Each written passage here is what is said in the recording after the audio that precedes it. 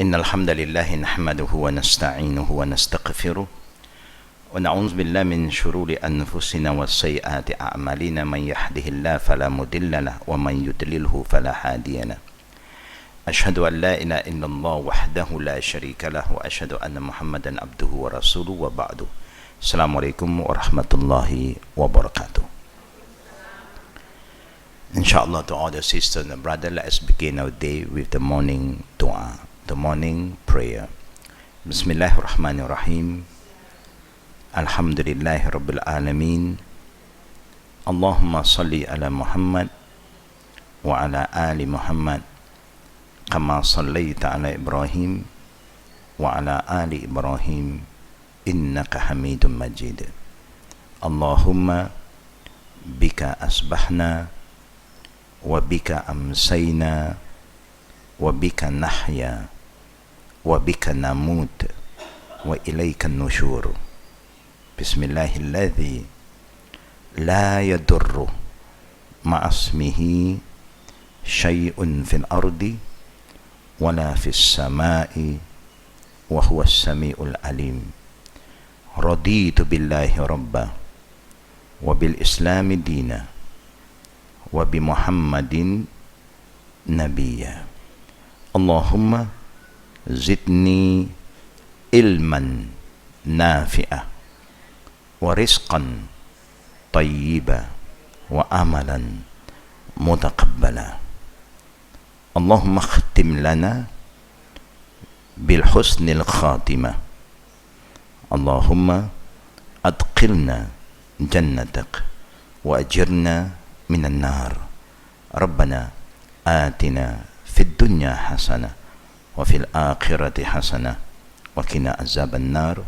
Wa sallallahu ala Muhammad wa ala alihi wa sahbihi ajma'in walhamdulillahi rabbil alamin. Amin ya rabbal alamin.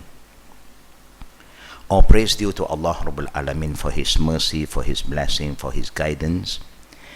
And may Allah subhanahu wa ta'ala make us the people who have the right understanding about His deen. The reason we start with thus khutbatul hajah, every time when we want to start our class, I always start with khutbatul hajah, is to remind us the importance of asking Allah for help, for guidance, for forgiveness. And also we ask Allah Rabbul Alamin to make us among the people who are grateful and thankful to Allah Rabbul Alamin for all the bounties, the ni'mah that Allah have given us. We also ask Allah Rabbul Alamin to help us to overcome the weaknesses within ourselves because of the lack of knowledge and understanding about Islam, create a lot of confusion among Muslims until today. So we ask Allah Rabbul Alamin to guide us to do what that please Him, not what that please us or please our society or the community. To please Allah is more important than pleasing anyone else. When we please Allah, Allah will open the heart of everybody. They will be happy with us, inshallah. But when you displease Allah, we will suffer when we meet Allah Rabbul Alamin. Because anything we do not for the sake of Allah, in the day of judgment, Allah will call us to go to that person that we are doing because of him and call that person to reward us, to give us whatever we want from him. If you want Allah to reward us, you have to do everything to please him.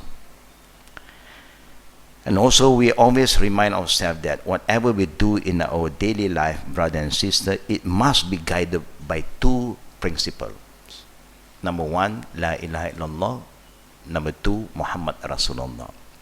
La ilaha illallah is to remind us that whatever we do is purely for the sake of Allah. Our intention is clear and pure for the sake of Allah. And the way we do the thing, we try to follow the way of Prophet Muhammad sallallahu alaihi wasallam. The ayat that I always quote also in the beginning of my talk is about dying. Yeah? Allah Rabbul Alameen said, Ya ayyuhallazina aman taqullah haqqa tuqatih wa la tamutunna illa wa antum muslimun. O you who believe in Allah, it is our duty who believe in Allah to strengthen our iman to the level of taqwa.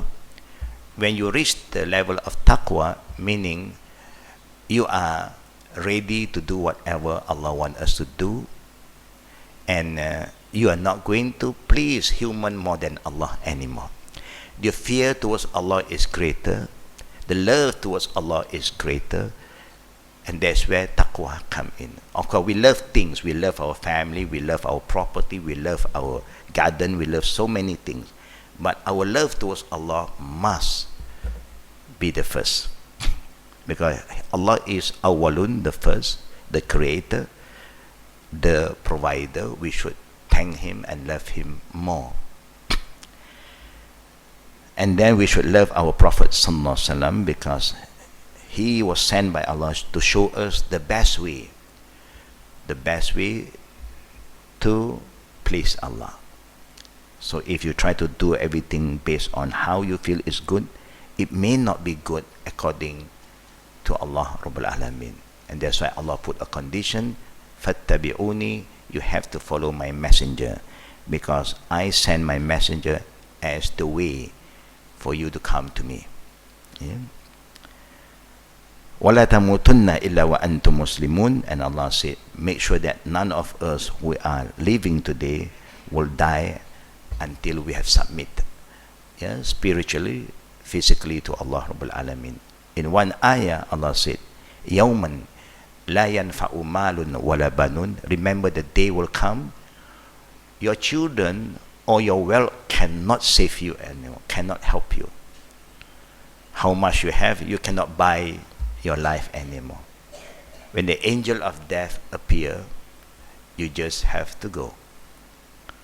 Even all the children surrounding you, all their doctors, their specialists, they can't stop the angel of death to come and take us home.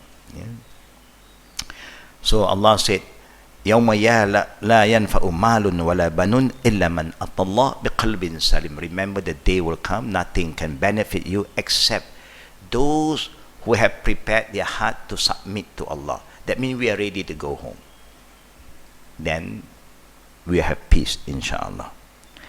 Today we are going to continue on page 70. We'll continue page 70. Evidence for good sign. In life, there's always some good sign, also bad sign, positive and negative signs. Nobody can escape from all these sciences, because Allah create everything and He give us signs. If you open the Holy Quran, after Surah Al-Fatiha is what surah? After Surah Al-Fatiha, Al-Baqarah, the longest surah, the cow. Now, if you start to read the first few ayah, then you will see how Allah Rabbul Alameen organized His book as a guidance for mankind. Allah start by saying, Alif Lam Mim Zalikal Kitab La Raiba Fihi Hudal Lil Muttaqin. Anywhere you go, if you open the first ayah of Al-Baqarah, start Alif Lam Mim Zalikal Kitab La Raiba Fihi Hudal Lil Muttaqin. Allah is telling us that this separate letter, Alif Lam Mim, the meaning no one knows except Allah. Nobody have the right to interpret these letters, because Allah did not explain further, neither the Prophet go detail about this ayah, this letter. He just said, Alif Lam Mim Wallahu A'lam. The ending, the Prophet will say, Allah know best. Just leave it like that. Why? Allah know best. It's a test from Allah. If He did not explain further than Alif Lam Mim, who give you the knowledge to go further? Zalikal Kitab La Raiba Fihi. Then Allah talk about the book, the Quran. Every single ayah in the Quran, everything that is written in the Quran is from Allah. There is no doubt in it. Now Allah is telling us, how can you strengthen your belief in the book of Allah. You cannot have doubts when you read the Quran. When you read the Quran and you still have doubts, there is something wrong with your heart and your mind. Now, in Islam, they say, La dina liman la aqla lahu. People who don't have a sound brain, they don't need a religion. Meaning, mad people, crazy people, don't need to do anything. They don't have to pray, they don't have to fast. Nobody can say they are wrong. Crazy people seem to be very healthy people sometimes, because they eat everything that people throw. Thing that you throw, you think is not good, because we normally, when we want to buy vegetable, we want the clean cut, beautiful looking, smooth, clean cut. That kind of vegetable is not good for your health, because even flies do not, or other insects do not eat, because they are too much chemical. Yeah. But the veggie that got a lot of eaten here, the leaf is, and so on, that is a good veggie, but we don't like that veggie. That's why you see the crazy people always eat something that people don't like to eat. People throw, they eat. They become their immunity is very strong, because they get all the good food. Yeah, we got all the beautiful looking food, but it's not healthy. Yeah? Too much chemical. Yeah? Anyhow, Allah is telling us this book, what is written, have no doubts in it, telling about the past, the present, and the future. And then Allah talk about the believers. الَّذِينَ يُؤْمِنُونَ بِالْغَيْبِ وَيُقِيمُونَ الصَّلَاةَ وَمِمَّا رَزَقْنَاهُمْ يُنْفِقُونَ. The believer are the person who believe in the unseen. Now Allah is telling us the sign of the believers. Whoever say, I'm a believer, you must believe in the unseen. You don't see Allah, you believe in Him. You don't see the angel, you believe in the angel. You don't see what is been ordained, the qada and qadar, we believe in qada and qadar. You don't meet any of the prophet, we believe in the prophets. We do not know what is Taurat. We have never seen Taurat, we never seen Injil, but we believe there's a book called Taurat, there's a book called Injil. We never been to Al-Akhirah, but we believe in Al-Akhirah. This is the unseen. This is signs for the believer. Whoever says he's a believer, he must have all these signs. Then the second part, Allah talk about the disbeliever. The disbeliever, they don't believe. You have one who believe, the second one who don't believe. Then after that, Allah talk about the hypocrite. Three groups of people. The hypocrite, deep in their heart, they don't believe, but when they see you, they say, I believe. When they are with you, they pray, they fast. When they are not with you, they are back to their normal life. That means these are people that the Prophet said, the worst people on earth is Zul Wajhain, the people who have two faces. In front of you, they smile at you. Oh, you are good, you are everything. Behind, they gossip, they backbite. That kind of people, you must be very, very careful. And majority of the people today is in the third category, the hypocrites. Yeah. In front, they are so sweet. Behind, they are so bitter. May Allah protect us from having these signs and this character. And may Allah protect us from people who are not sincere to us. Yeah? So because we want to have peace, we don't want to have a lot of problem in life. Yeah? To minimize our problem, you stay away from the third group of people, because the disbeliever is easy to identify. They make it very clear. I don't believe, khalas, clear cut. But the hypocrite, you just do not know who they are sometimes. You thought that they are your friend, but they are your enemy. You thought that you can trust them, they will destroy you. And it's happening in our life every day. Yeah? And this is very scary, yeah? Because Allah sometimes uses words that is very difficult to understand. Sometimes Allah said, your children, your spouses can be your enemy. Now, how can your spouse, your husband that you love so much, become your enemy? How can your children that you love so much become your enemy? Yes, it can be your enemy. When they choose not to believe what we believe, then we start to have problem. Yeah. In the West, sometimes they have children, but those parents who have property, who are rich, the children are expecting that if their parent die, all the property will go to them. But sometimes very weird, the parent will put a will and give it to the dog or the cat. So those who are going to be the trustee are the cat caretaker and the dog caretaker. This make the children very upset. How crazy my parent, you know? And he put a will that all my property is for Mr. Dog. Bulu dog pula. What are you going to say? But in the West, they acknowledge that kind of will. For the Muslim, they don't accept, because that is not correct. You don't will to animals. You only will to human being.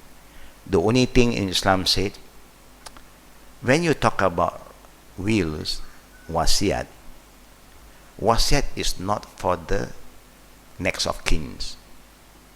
Wasiat cannot be for the next of kin.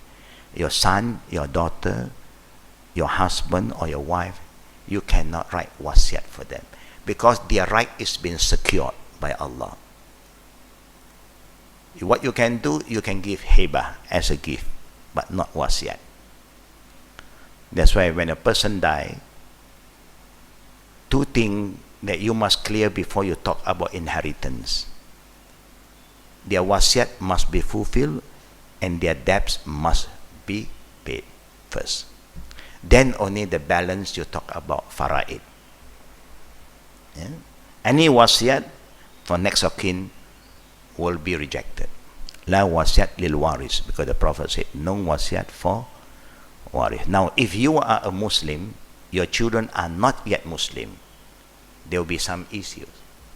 If you love them, you want to give it to them, no problem.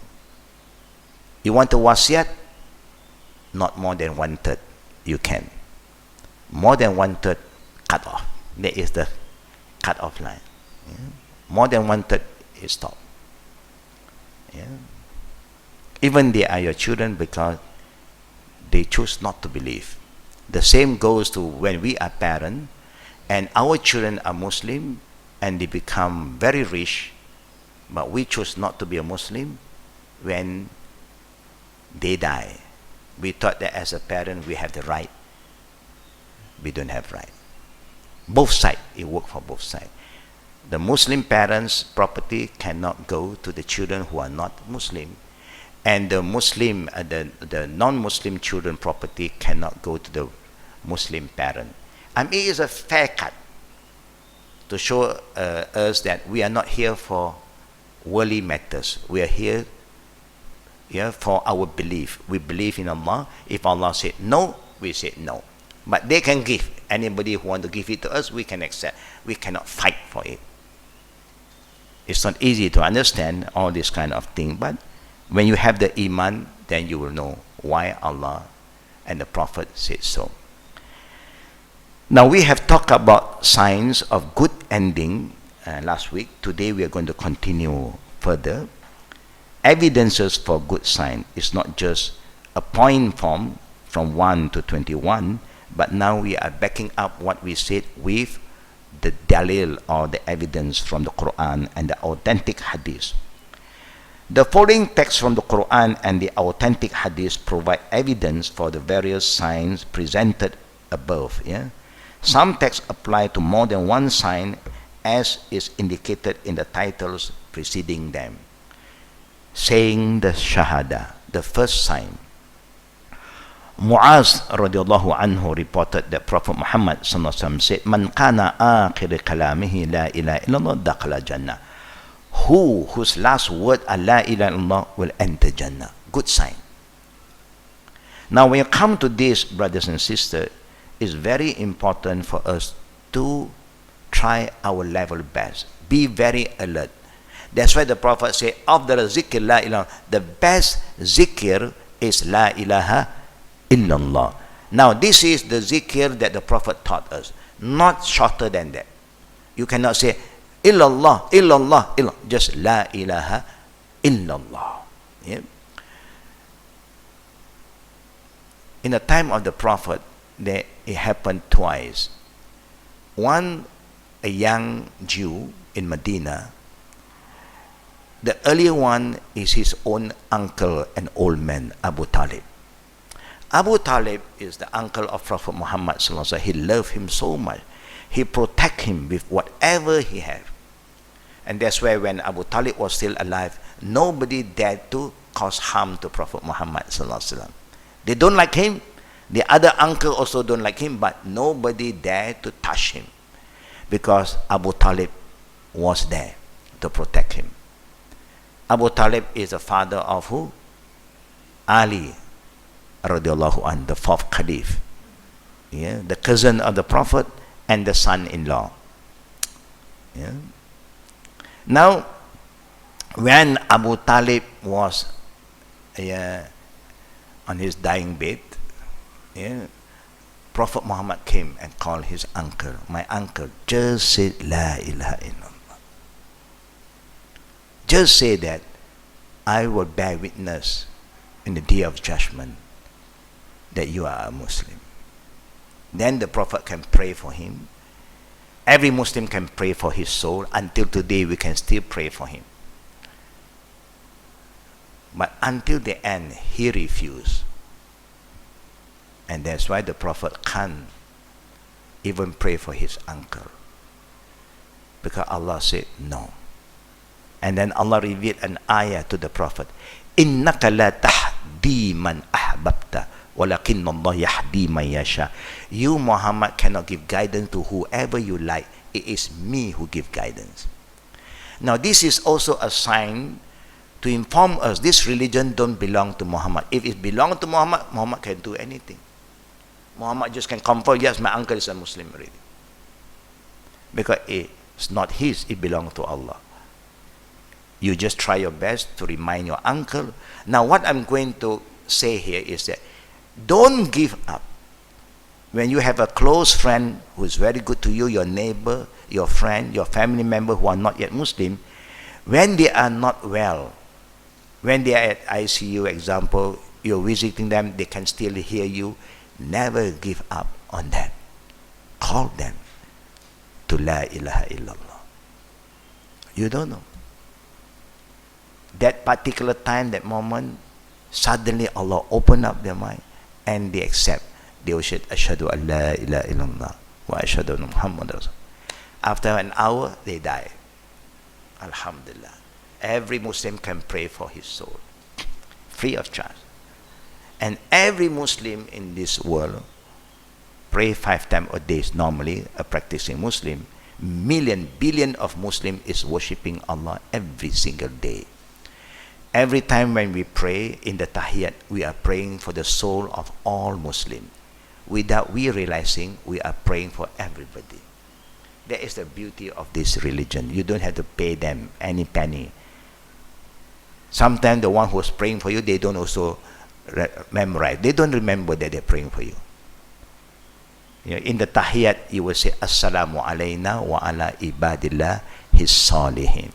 That is the prayer to every Muslim. Yeah. Then the Prophet, when he was in Medina, the young Jew, who is a good teenager, who always helped the Prophet when the Prophet was alive. But when he was very ill, Prophet visited him. And Prophet called him to make shahada, to make this kalima, La ilaha illallah. And he recited that. When he recited that, the Prophet was so happy. Prophet made a prayer, Alhamdulillahillazi anqazahu minan nar. Praise be to Allah who have saved this young boy from hellfire. Then later on he passed away. The Prophet never fight for his burial. His body, leave it to his family, yeah, to arrange it. But the Prophet called the companions, gathered together, and make Salatul Mayat Ghaib. Meaning pray, funeral prayer for the young man or the young boy without the body in front of us, known as Semayang Mayat Ghaib, where the body is not in front of us. Now that only applies for people who we are sure no one performed funeral prayer for him or her yet. But if there is a group of Muslims who have performed the prayer, that prayer cannot be performed by anyone else. Only the first group.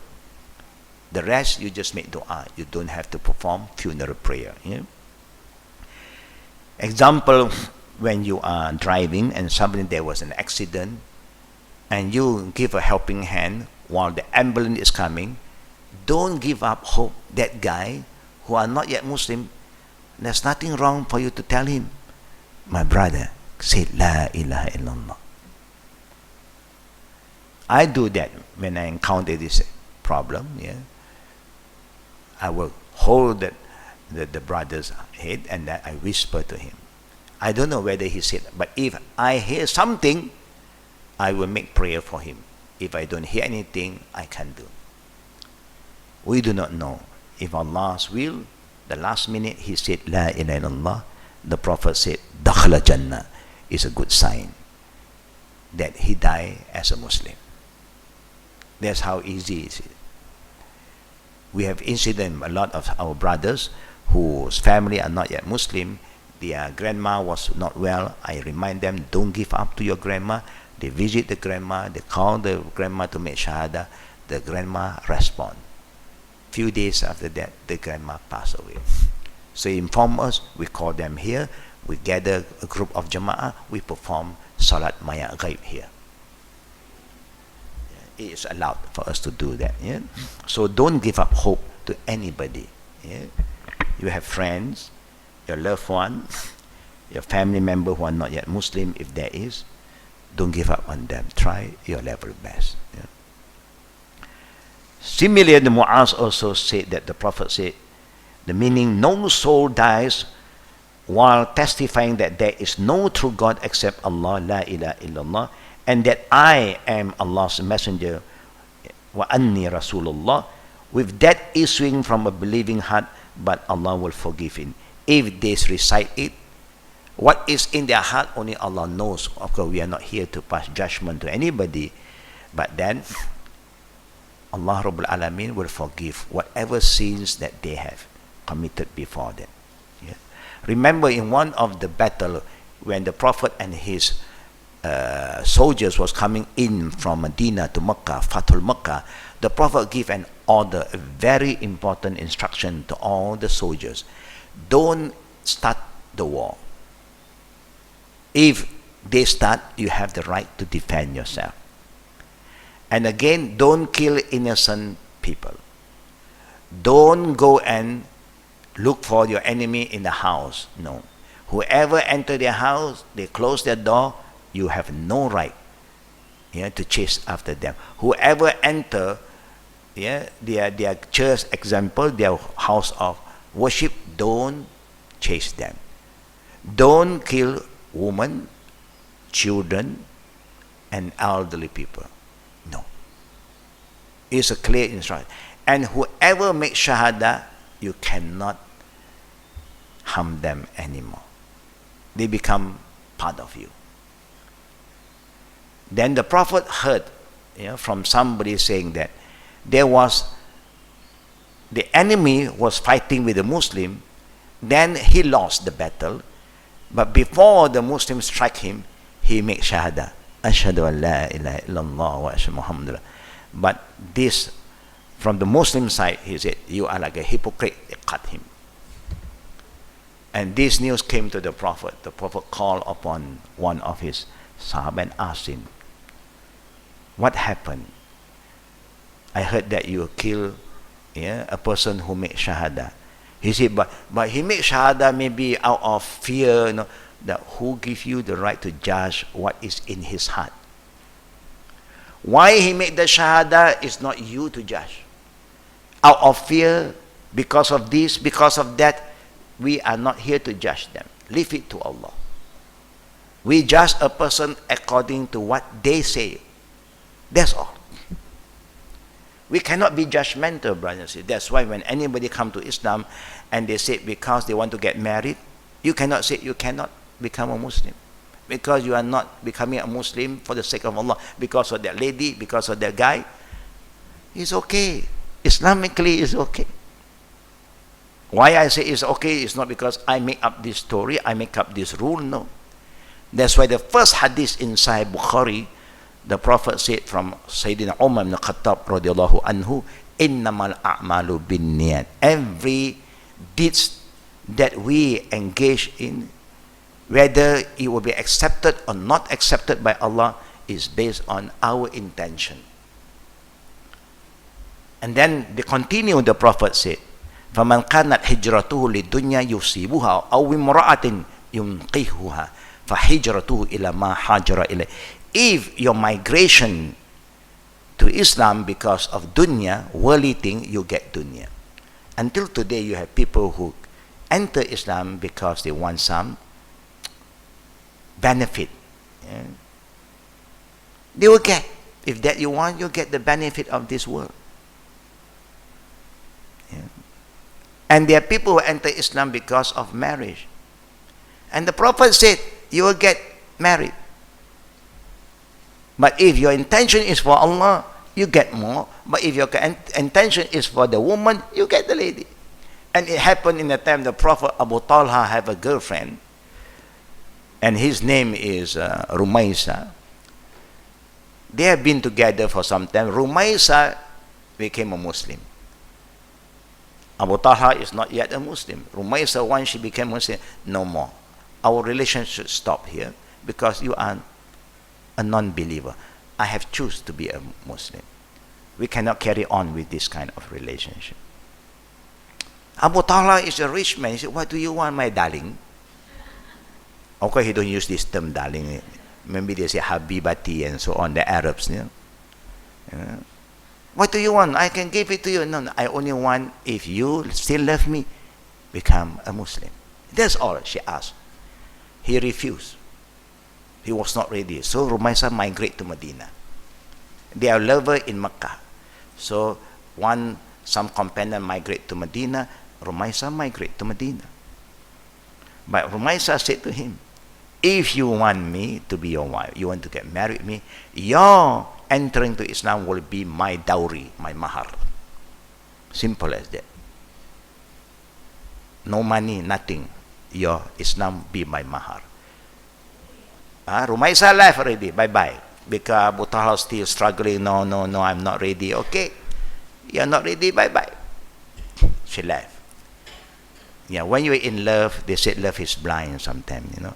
Now you cannot sleep well, you cannot eat well, you cannot do all these things. Then later on, he migrate to look for his lover. And then he came to the Prophet, he said, I want to be a Muslim. The Prophet make shahada. Then he remember Rumaysa, he said, she said to me, my entering to Islam will act as a dowry for marrying her. The Prophet summoned a companion to look for this woman, and she came, and the Prophet asked her, did you say this to him? She said, yes. Are you ready? Yes. The Prophet conduct the nikah. And that's why the Prophet said, if you come to Islam because of a woman, you will get that woman. But later on, Abu Talha became one of the companions of the Prophet. He learned and he became a good Sahaba. The intention in the beginning is not because of Allah. Still, Islam accept. You can accept, but it can develop. Intention can develop. Later on, you educate him, teach him, and now his intention changed. From just because of this woman, he became a practicing Muslim, and he loved the Prophet ﷺ, and he became the companions of the Prophet. Yeah. We have this issue before many years, because we have been doing all this shahada from the late 70s until today. I would say that we have more than 5,000 people have converted to Islam through our little effort here and there, locally and also overseas. Sometimes overseas, people will enter Islam in groups. 20 of them will make shahada in one event.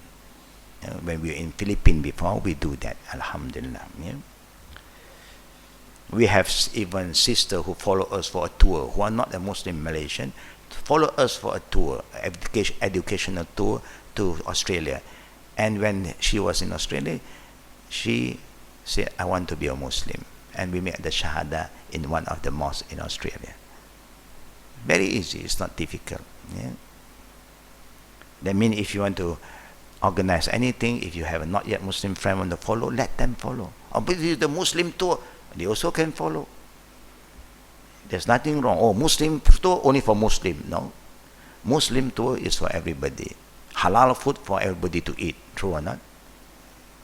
Can you say the halal food only for Muslim? Because you're not Muslim, you better don't go to a halal restaurant.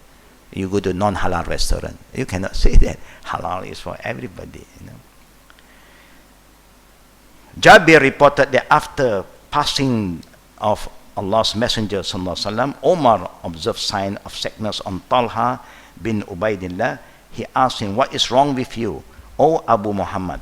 The companion loved to call each other with kunya. Now, Talha bin Ubaidillah is the name, but now Omar is asking him and call him with his kunya, O Abu Muhammad. Normally, our Prophet also have his kunya, Abu Qasim.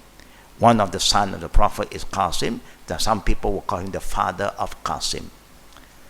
People normally will call me, the Arab like to call me Abu Imtiaz. My elder son is Imtiaz, so they call me the father of Imtiaz. For those who don't have father anymore, then they'll call the mother's name.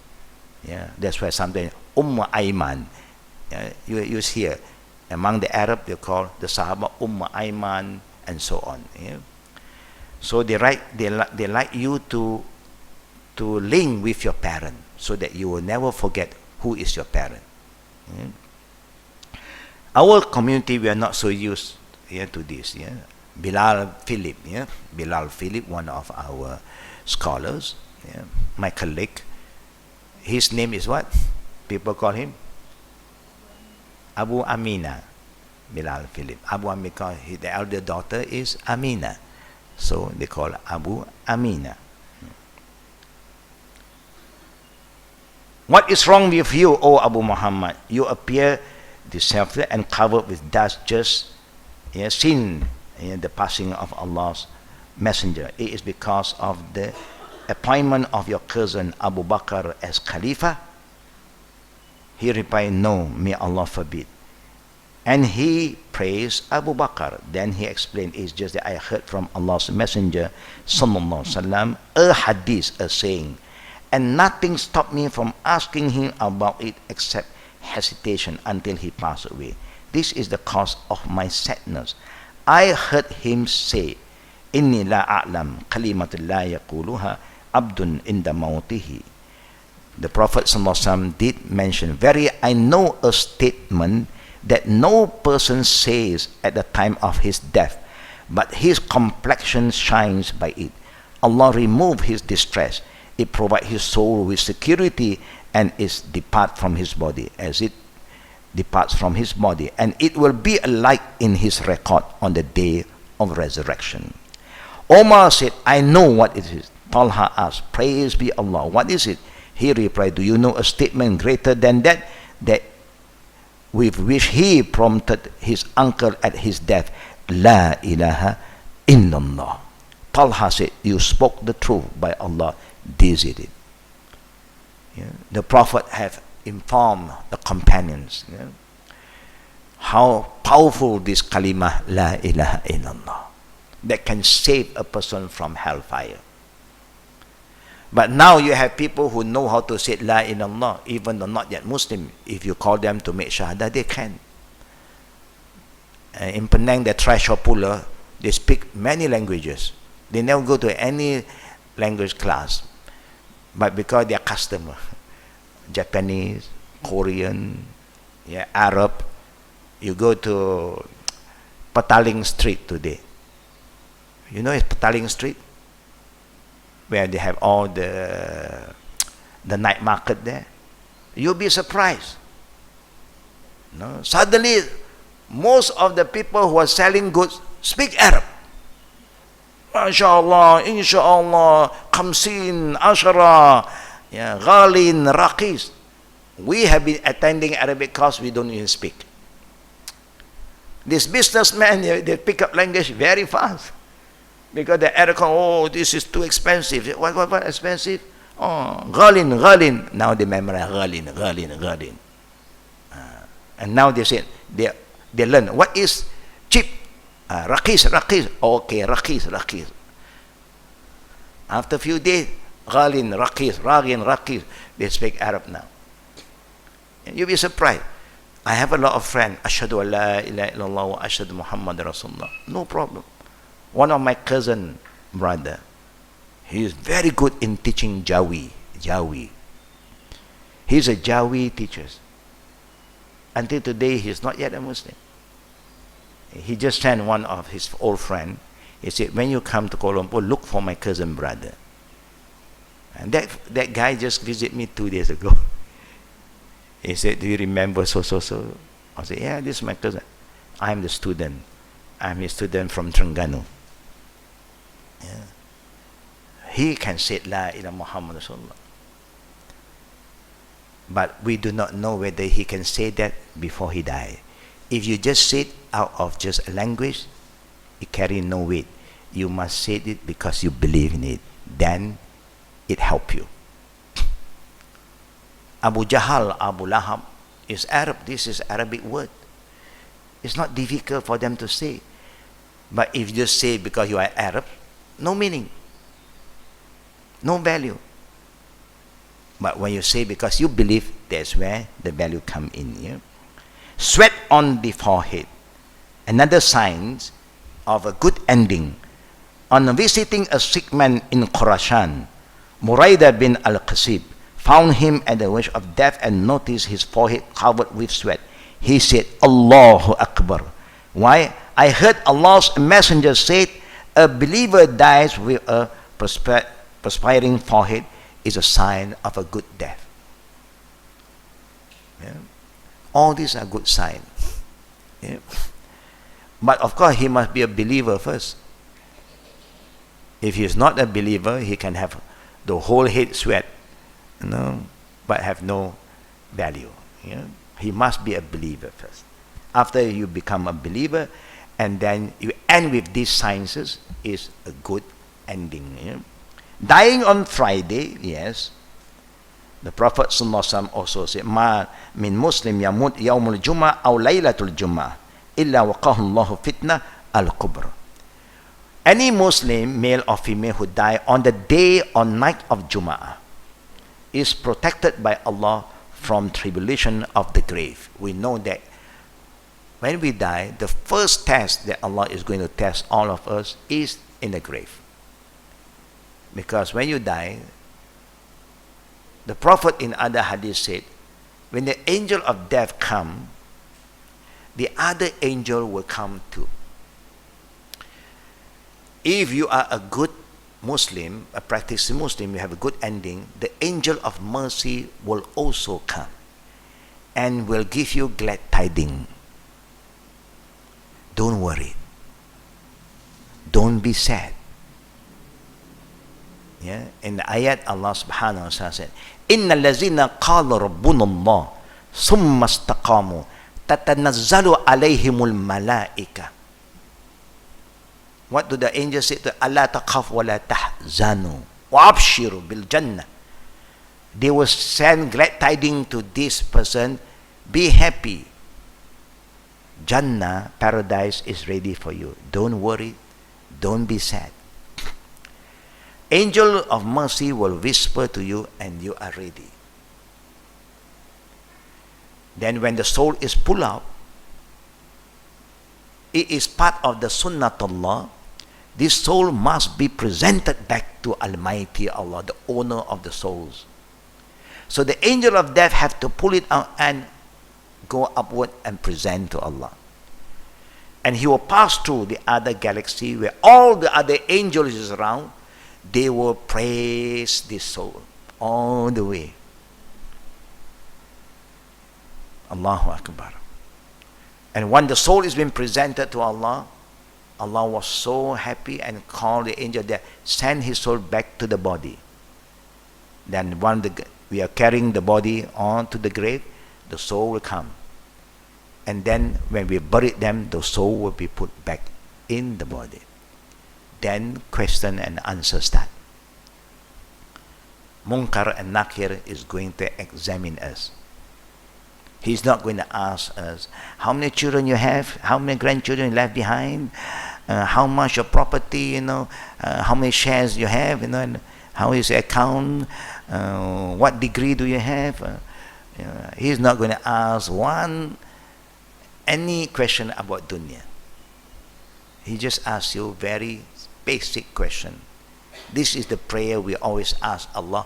Raditu billahi rabba wa bil islami dina wa bi muhammadin nabiyya. He asks you, who is your Lord? Ma rabbuka. We have no problem because you have been worshipping Allah. Allah Rabbi. He will ask you, wa ma dinuka. What is your religion? Al-Islamu dini. Because you have been a Muslim, you have been following Islam. Wa man nabiyuka. Who is your prophet? We will say Muhammad sallallahu alaihi wasallam. Khalas. Then you save yourself from the tribulation of the grave, azab al-qubur. Yeah. This is what the Prophet sallallahu alaihi wasallam reminds us. Yeah.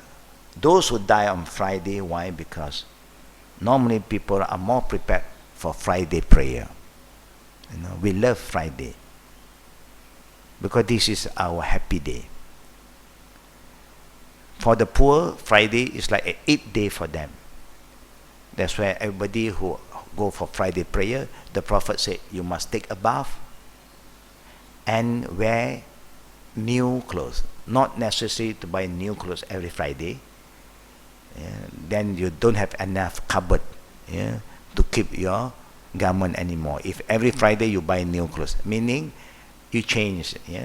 You're wearing any other garment. Come to Friday, you change. To the shirt that you have been hanging, you have not been using. You just change your attire, inshallah. Those who die as shahid on the battlefield. Now this one is talking about those who were killed in the battlefield, not those who were injured and then they die later on. While you are fighting for the sake of Allah and you were killed in the battlefield. Allah said, وَلَا تَحْسَبَنَّ الَّذِينَ قُتِلُوا فِي سَبِيلِ اللَّهِ أَمْوَاتًا بَلْ أَحْيَاءٌ عِنْدَ رَبِّهِمْ يُرْزَقُونَ. Allah Rabbul Alameen remind us, do not think of those who are killed in Allah's way as dead. No, they are alive. بَلْ أَحْيَاءٌ عِنْدَ رَبِّهِمْ يُرْزَقُونَ.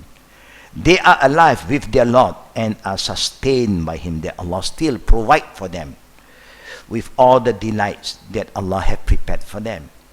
They rejoice in what Allah has granted them of His favor, and they rejoice for the sake of those who have not yet joined them, whom they left behind, not yet shahid, that on them no fear will come, nor will they grieve. Allah Rabbul Alameen is telling us, Allah khawfun alayhim wala hum yahzanun. They have no fear, neither they grieve. They rejoice in Allah's blessing and favors, and that Allah does not waste the rewards of the believer. Don't underestimate Allah's reward. Allah's reward is so great that you cannot imagine. The only thing that Allah wants us to do, make sure that you choose the best way to die. A lot of people are dying for the sake of dunya. They work so hard for dunya, dunya, dunya. But we are not preparing ourselves for the everlasting life, al-akhirah. Al-akhirah khairu min al-ula.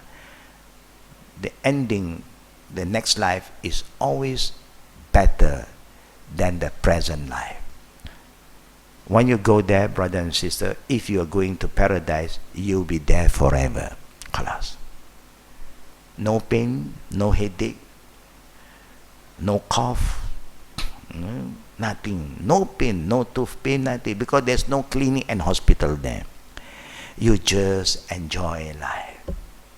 Can you imagine what Allah prepared for you? Just some sacrifice here for the sake of Allah. Whatever Allah gives you is an amanah, give back to Allah. In return, Allah gives you Jannah. What is more than Jannah? But we have problem. Why? Because we don't see Jannah yet. So our iman towards Jannah is weak. Yeah. If somebody tell you, go and pick up that share. Tomorrow is going to go up. Yeah. How much is the share here now? Is 7 ringgit. Tomorrow is going up 17 ringgit. This is been guaranteed by the government. How do you feel? Will you pick up that share? What do you think, sister? Anybody in the share market here? If somebody guarantee you, the authority, the highest authority, this share is going to go up in one day. They are going to bring up this share. What do you think? Do you go and buy? Do you buy? I say you buy. You can even sell your house. You can mortgage your house. I want this share. No problem. This is my property. I mortgage to the bank. Take the loan. Because you are sure to get the profit. In just one day investment, you become a millionaire. Because you were guaranteed by somebody who you trust, who have authority. This Allah guarantee you, if you spend everything in the cause of Allah, you die for His sake, I am going to reward you with Jannah. Do we believe in that? You should believe, but our iman is still very weak. I know, but I still want all these things. I love this, yes. You can love what you want to love, but for Allah, you must always have faith that when you invest for Allah, you will never regret. Yeah?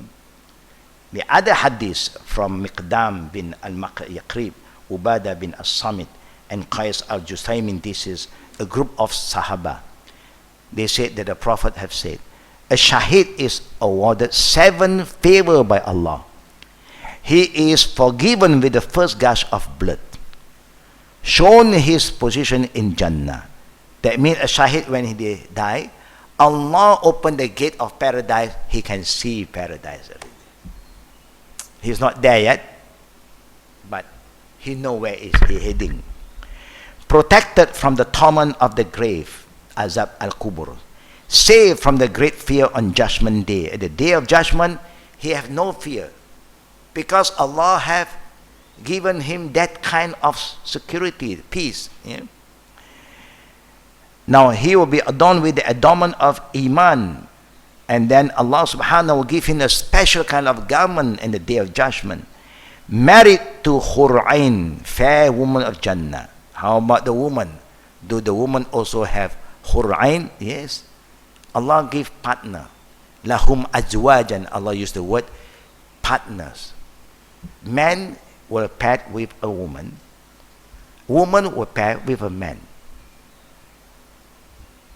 If you want the same man, Allah, that's why the same husband and wife must work together, pray together, give zakat together, fast together, hajj together, umrah together.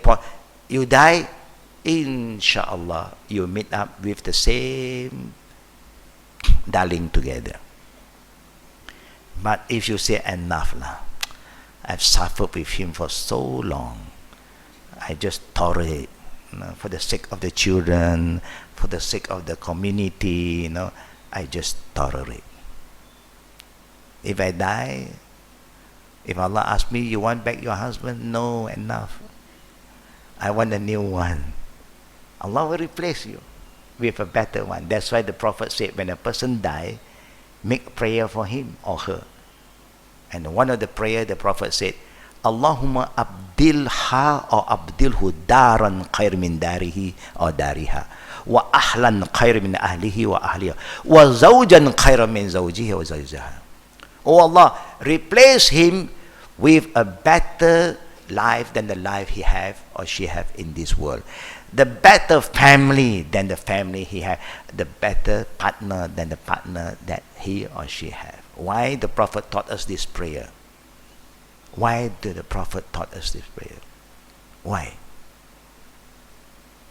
All of you know what? Sometimes we just, we are not happy with our married life. Are we all very happy with our married life sometimes? But what can I do? We are married already. I've spent how much? 40, 50,000 for the walima already. You're patient, Allah reward you. How did Allah reward you? In the day of judgment, Allah, if you are going to paradise, Allah is going to ask you, do you want the same partner? If you say yes, Allah will give you back. But you must remember the difference between your loved one here and over there. Here, the partner have temper, get angry sometimes, got sick sometimes, make life difficult for us, stubborn sometimes. But over there, this attitude is no more than this character gone. And every day you look at him, he's always younger and younger. He become more handsome and more handsome. The same go to you. You become more beautiful and more beautiful, more delighted. Your face shine. People just love to look at each other. People of paradise love to see each other. Here, after some time, we get bored already. We don't even want to know, who is at home anymore. But Allah is fair. He will pair you with whomever you please. If you don't have a husband, He prepare one for you among the angels. Hurrain. And allow the intercede for 70 of his relatives. Allahu Akbar. If any of our children die in the battlefield fighting for Allah's cause, can you imagine, brothers and sisters? Allah gave him 70 passes, 70 tickets. He go to paradise and he can choose 70 among his family. And that's why those who are having good relatives who are very committed to Islam, get close to them. Don't hate them. Don't get angry with them. Get close to them. Anything you can support them. Maybe they remember, oh, my auntie, he's a good auntie. Now he was killed in the battlefield.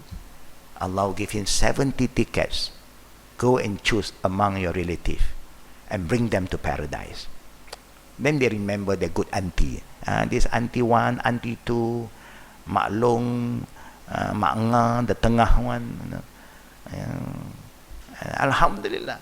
The uncle, the brother, that's why siblings must work, help each other, love each other, because if Allah will permit one of them to die as shaheed, can you imagine when they know this is my brother, my sister, my uncle? They are going to call all of us. They want all of us to be together in paradise, because paradise is huge. If you are there alone, you'll be very lonely. You need to have a lot of, it's like all of us here who know each other for the sake of Allah. No, we are close for the sake of, we seek knowledge for the sake of Allah. We improve our iman for the sake of Allah. We pray for the sake of Allah. We fast together. We go to Umrah or Hajj together. Can you imagine when we die? We are going to bear witness among ourselves. Oh, this is my jama'ah, this is my friend, oh Allah. I cannot just go to paradise and leave her here. And then Allah will say, go and intercede, go. And that is the beauty of jama'ah. Yeah? All these are good sign. Living in jama'ah is always a good sign. Yeah? One of the Prophet's companions reported that a man asked the Messenger of Allah, why is it that all of the believers are tried in their grave except Shaheed? The Prophet ﷺ said, the flashing of sword over his head was the sufficient trial for him. Because when you are engaged in the battlefield, it's not easy to face your enemy. It's not easy, yeah, to be hurt. I mean, normally if you see somebody is holding some weapon coming after you, what will you do? You run away, you scream, you are scared to die. But now you are facing, yeah, all this enemy, and you do not run away, and you keep on marching forward. That is the trial that they have gone through. It's worse than the trial in the grave. Yeah. Grave, you don't have enemy, only two angels will come and ask you. The Munkar and Nakir, that's all. If your answer is correct, then immediately the Prophet ﷺ said, a shadow will appear, an image will appear. Handsome looking guy, or a woman if you are a she, a lady, beautiful clothes, and smell good. They will appear, and then you will ask, who are you? They will say, I am you. You have been good, you have been righteous, you have been very kind and loving, very faithful. This is you. Now the image will present your goodness, your kindness. But if you are a bad guy, then another image will appear, ugly looking, dirty, smelly, and we say, who are you? I am you. Because you don't care about halal haram. You do a lot of haram thing when you are alive. Yeah. You cause a lot of unrest to a lot of people. Every day you do a lot of things that displease Allah. And this is how you are today. There is in the grave. Yeah? So the reason Allah subhanahu wa ta'ala will not, yeah, punish the people who die as shaheed, because they have faced the worst, yeah, when they were in this life. It is not to be noted that any Muslim who sincerely wishes for shaheed will be granted, even if he does not die in the battlefield. Abu Hurairah and Omar reported that Allah's Messenger sallallahu alaihi wasallam said, Man sa'allallah shahada, whoever sincerely asks Allah for shaheed, Allah will grant him the level of shaheed even if he dies in the bed. Because shaheed have many, many signs. You know, pregnant woman who die through pregnancy or after giving birth also is a sign of shaheed. Yeah? There are many signs. Yeah? So it's up to us. We can keep on asking and work towards it. A lot of people only ask, but they do not work towards it. You must work towards it, inshallah. Last one that I'd like to share today is about a virus, plague. Hafsa bin Sirin reported that Malik bin Anas asked her, how did Yahya bin Umrah die? She replied, from plague. He said, Allah's Messenger said, dying from plague or ta'un is a shahada for every Muslim. Every Muslim. You know, waba, cholera, epidemic, malaria, ta'un. These are all the viruses that if you are caught in that environment and you die because of that, of course you have iman, this is a sign of a good ending. Yeah, it's a good ending. Yeah. It's not easy to go through this. You have to go through a lot of pain, suffering, and because of your patience, your trust in Allah, Allah reward you and consider there is a Shahid Asghar, good ending. Shahid Asghar is a Shahid that you must treat the dead body like normal. Wash them, kafan them, and then pray for them. Shahid who die in the battlefield, you don't have to wash. You don't have to even change the clothing. You bury them with the same clothes that they die in the battlefield. Inshallah, now we are going for the Q&A. Faddal.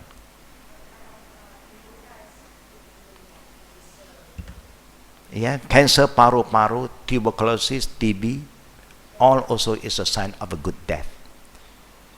But you must remember, you must have iman first. Yeah, you must have the belief first. Yeah.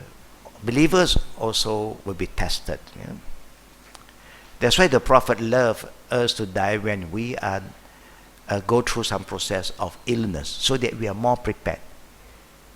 The sudden or sudden death is very risky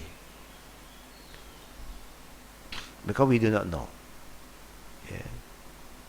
It's just an accident. It's not easy. That's why before you drive the car, the Prophet called us to recite a dua. Subhanallazi sakkara lana haza wa ma kunna lahu muqrinin wa inna ila rabbina lamunqalibun. Why? To remember Allah. You are not going to hit anybody, but somebody can hit you. Because you have made dua, inshallah, before anything, Allah will make it easy for you to say, La ilaha illallah. That's why we always alert all our good brothers, sisters, and also children, don't get addicted and get hooked with music. You know, with all the earphone, music, and then enter in the car, music again. We are worried that you are so engaged with all this, suddenly somebody hit you. And you are responding to the music. You die with music. It's not a good ending. Yeah. Naam. Next question. Any other question from the sisters?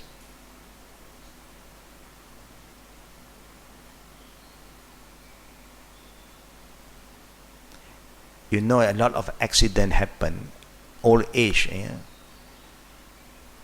always in the toilet. Yeah.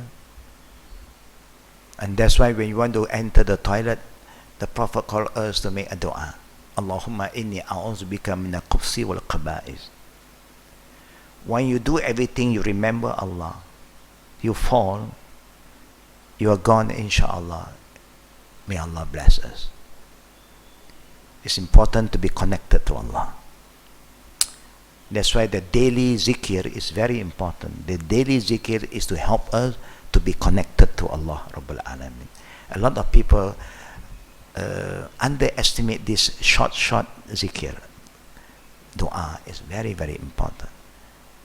Like Allah said, "Allazina yazkuruna Allah qiyaman wa qu'udan wa ala junubihim." The faithful believer always train themselves to believe in Allah and to remember Allah while standing, while sitting down, while lying down.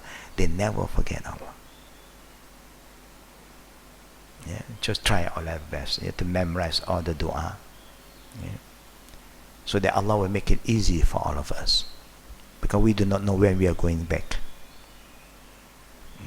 That's why before you sleep, at least you say Bismikallahumma amutu wa ahya, and then make shahada and then sleep. There are many dua, Ayatul Kursi, Al-Fatiha, and then the Qul A'udhu Falaq, Qul Huwallah, Qul A'udhu Falaq, Qul A'udhu Binnas, you can recite, but the minimum you say Bismikallahumma amutu wa ahya, that you are going to sleep and die with the name of Allah. Yeah. This is very important. Yeah. Now, question again? No question today, mashallah. Any question from the brother side?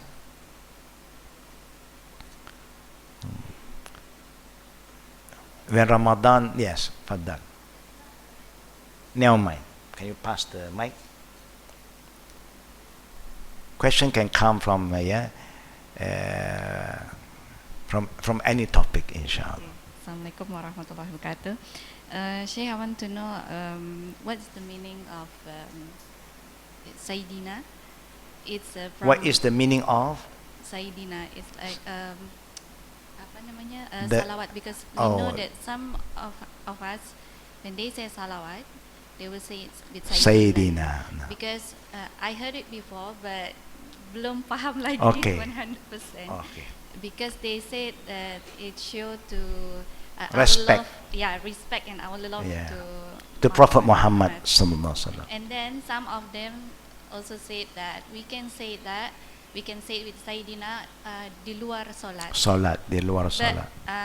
last week I heard it, one of the imam in the masjid, they say the Sayyidina in solat. Yeah, of course. Yeah. Majority of us, majority of the Muslim will add the word Sayyidina when they perform salawat. Allahumma salli ala Sayyidina Muhammad wa ala ali Sayyidina Muhammad kama sallaita ala Sayyidina Ibrahim wa ala ali Sayyidina Ibrahim. A lot of people use this kalima when they perform salawat. We know that all of us love the Prophet sallallahu alaihi wasallam a lot, because you cannot be a Muslim without loving Prophet Muhammad sallallahu alaihi wasallam. So we all love the Prophet. But when you talk about loving the Prophet said, "La yu'minu ahadukum hatta hawahu taba'an lima ji'tu bi." This hadith, the Prophet is telling us that none of you can be a true believer until he control his desire, hawa, nafsu, to follow what I want them to do. When you open the book of hadith, Sahih Bukhari, Sahih Muslim, Tirmizi, Abu Dawud, Ibn Majah, and Imam Ahmad, all the 6 popular books of hadith known to the Muslim world wherever you are. You have one part called salawat. There will be a topic on the prayer, salawat. The Prophet taught us to recite salawat in many ways. Not only one or two, many ways of salawat. But if you look back to all these hadiths with an open heart, with sincerity, with an open mind, you will be surprised that you never come across that the way the Prophet have taught the companion to recite salawat, none of the salawat have this letter Sayyidina. None. And that's why none of the companion add this when they are performing salawat to the Prophet sallallahu alaihi wasallam. There are some opinions said in the prayer you can't, outside the prayer you can. It's just an opinion. But I'm just quoting what the Prophet said, because when Allah revealed the ayah in Surah Al-Ahzab, Inna Allah wa malaikatahu yusalluna ala nabi Ya ayyuhallazina amanu sallu alayhi wa sallimu taslima. In the Quran, Allah and the angel perform salawat upon Prophet Muhammad sallallahu alaihi wasallam. So you who believe, perform salawat on Prophet Muhammad sallallahu alaihi wasallam in the best form. Now when this ayah was revealed, the companion do not know how to perform salawat. So they asked Prophet Muhammad sallallahu alaihi wasallam, "Kaifa nusalli alayka ya Rasulullah? Teach us." Then the Prophet said, "Qul Allahumma salli ala Muhammad wa ala ali Muhammad kama sallaita ala Ibrahim wa ala ali Ibrahim innaka Hamidun Majid. Allahumma barik ala Muhammad wa ala ali Muhammad kama barakta ala Ibrahim wa ala ali Ibrahim innaka Hamidun Majid." And then other, but none have this word added. Even our intention is good. The companion loved the Prophet more than all of us. Neither they add this. when they are doing salawat. So we have good intention, but I think the best thing is to follow the way the Prophet have taught us. When you allow something to be added, you know what is going to happen. Now people are not saying Sayyidina only, wa Sayyidina, wa Maulana, wa Habibina, wa Shafi'ina. You have so many to add. You say, but it's okay because this is a word of praises. If something is so good, the Prophet will allow. The companion will do first. If you open the book of Imam Shafi, majority of us Nusantara as Shafi's followers, and you look in his book, when come to salawat, he don't even have the Sayyidina. This is what later on people say, nothing wrong. This is what the people say. But I would always like to follow what the Prophet wants us to do. I feel it's sufficient enough. Yeah. Do the way the Prophet wants us to do, not the way we want to do. You see what happened in certain country today because they love the Prophet so much. Now they have a birthday cake for his birthday.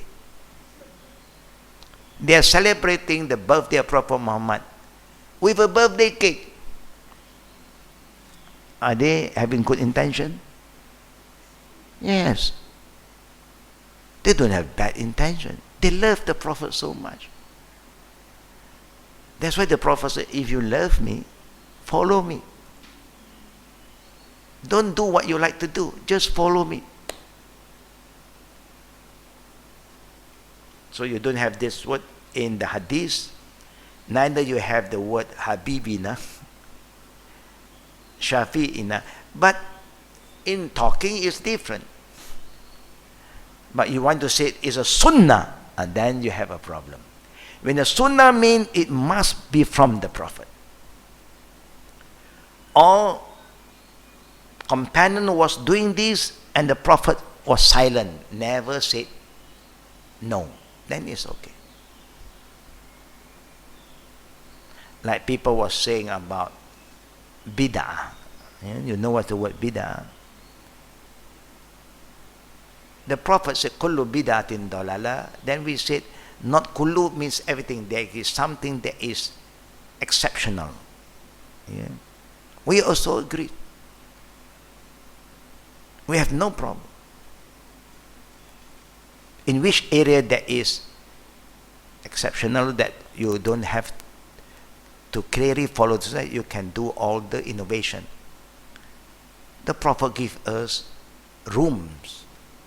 He said, when come to dunya matter, urusan duniawi, antum a'lamu bi umuri dunyakum. You know better about your world. I don't want to interfere. If not, they say innovation of benda baru, kan? Benda baru, semua baru. Ini lagi baru, kan? Kereta baru, semua baru. But this is urusan dunia. Nabi kata, you know about your dunia more than me. I don't want to interfere. But about akhirat, religious matter, no one know better than Prophet Muhammad sallallahu alaihi wasallam. So I would say that according to the hadith, this word do not exist. And if a person asks you which one do you want to follow, if you ask me, I say, I would like to follow what the Prophet want me to do. But it's but. I don't have to entertain the but. I just want to be humble, just follow. Because religion is barang sudah siap, ready made. Ya, pakai saja. Because when you make changes here and there are a lot of new things is going to come in. Yeah. You are clear about that now, sis? Yeah. The meaning is good. When we call Abu Bakar, how do we address Abu Bakar? Bagaimana kita panggil Abu Bakar? Sayyidina Abu Bakar. Betul tak? Normally. Sayyidina Umar, Sayyidina Osman, Sayyidina Ali. We use that word in our calling. Yeah? When we talk about this Khalifa, great people, we use the word Sayyidina. Prophet Muhammad sallallahu, when people want to praise him, you know what he said? Ana Muhammad ibn Abdullah ibn Abdul Muttalib, Abdullah wa Rasulah. A title Allah gave Prophet Muhammad is above every one of us that we cannot share. Is Muhammad Rasulullah is the highest title, Rasulullah. By putting Sayyidina, you are putting the Prophet in the same level with the Khalifa. You are downgraded him, if you really understand. He have a better status, Rasulullah, the messenger of Allah. Normally it's like, you know, if you are Datuk, suddenly you have been upgraded to Tan Sri. Do you highlight the Datuk again? No more. You are in a higher level, Tan Sri. You don't have the Tan Sri Datuk? Too long. Now you're given, you upgrade to Tun. Do you say Tan Sri Tun? No. Tun, Khalas. The highest that Allah have granted Prophet Muhammad is Rasulullah. Memang kita panggil Sayyidina Abu Bakar. In Malaysia, you have a lot of Said also. Yeah. Keturunan Said. Kan? Said means what? Said means what? Sometimes we call the Said Tuan Said. Okay. Said is Arabic, Tuan is Melayu. So you say Tuan Said means Kuan Tuan.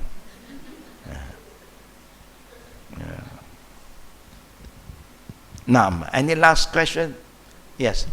There are two more. Wait, back to Walaikum Salam Rahmatullah.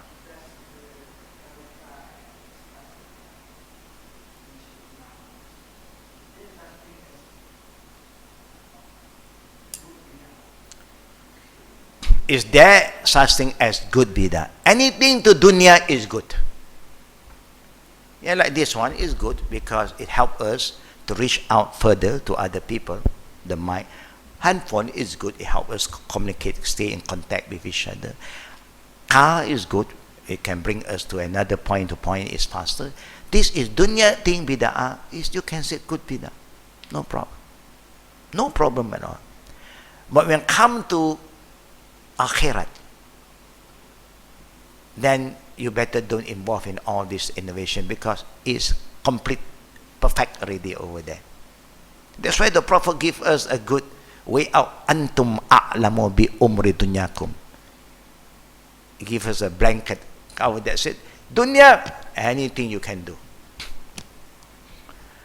But also you must be very careful. You see, China come up with a lot of product. They are so innovative that they change rice into plastic. They make rice from plastic. Is that good? That is bad already. That kind of innovation is very destructive. Lying, cheating. Yeah. They produce rice from plastic. We thought that is real rice, so we keep on boiling and boiling and eating and eating. We are eating plastic. Can you imagine what kind of innovation is that? It's killing the people. That is bad one. Now, Fadal.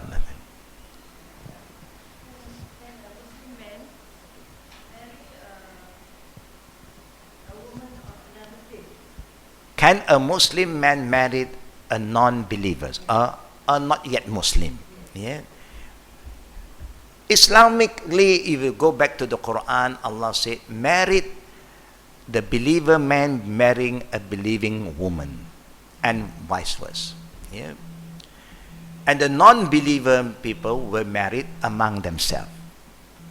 So the Prophet and Allah forbid a man to marry a non-believer. But there is a clause in the Quran, that a Muslim man can marry the woman from the Ahli Kitab, the people of the books. Meaning you can marry a Yahud or Nasara. Those who believe in Moses, those who believe in Jesus, you can marry with them. The general ayah. Yeah? The same Allah said, the slaughtering of the people of the book is halal for the Muslim. And our food also is halal for them. In the Quran exists. But let us be very careful about what Allah said. Prophet Muhammad also remind us that all prophet was sent to their race, to their tribe, to their kaum. I was sent for all mankind. In the Quran, when Allah talk about Musa, Allah always said, وَإِذْ قَالَ مُوسَى لِقَوْمِهِ. Allah talk about Isa, Jesus. وَإِذْ قَالَ عِيسَى ابْنُ مَرْيَمَ لِبَنِي إِسْرَائِيلَ. Always when Jesus will relate with the Bani Israel. Even in the Bible is quoted, we are not sent except to the lost sheep of Israel. Meaning we are not sent for the Gentiles or for the Samaritans, the non-Jew. But Prophet Muhammad, Allah said, وَمَا أَرْسَلْنَاكَ إِلَّا رَحْمَةً لِلْعَالَمِينَ, as a mercy to the world, to everybody. So because of that, the Ahli Kitab that Allah allowed the Muslim man to marry should be from the Bani Israel. Not just any Ahli Kitab. Because Jesus was sent to Bani Israel. Moses was sent to Bani Israel. So if they are from the Bani Israel, then we can. But if you want to generalize, as long as they are the people of the book, they are Nasara or Yahud. Nobody, Yahud you cannot be. Nobody can enter Yahud. Yahud must be, is only exclusive from the Bani Israel. Nasara, so-called Christian, if you are going to open it up in that way, can you imagine that means any Christian? Malay Christian, Chinese Christian, India Christian, any Christian. And that's why we must be very careful. When Allah says something, don't use your own idea to interpret the word of Allah. It must be shown by the Prophet ﷺ, because this ayah was revealed in the time of the Prophet, and in the time of the Prophet you have all these people around already. As long as they are Bani Israel, fair enough. Of course, there's always some argument in this area. But at the end of the day, if you look at the ayah in the Quran, it was very beautiful. Even these people is more attractive to you. But marrying even the slave of a believer is better than just anyone. As long as they believe, it's always better. The complication, the problem will start not today. One day when we start to change and we have children, that is when the problems start. A lot of people, they just out of love, I don't care. The power of love, cross all borders. After some time they cry. So Islam is here to prevent better than cure. Prevention is better than cure. The ayah is very clear. Either you want to accept or not, but don't interpret the ayah according to our liking. So we will say that we still honor the right of the people of the book as long they are from Bani Israel. Malaysia, alhamdulillah, we don't accept that. Other country, I don't know. Malaysia do not allow any Muslim man or woman to marry except another Muslim. Either they will come to Islam, become a Muslim first, then they get married.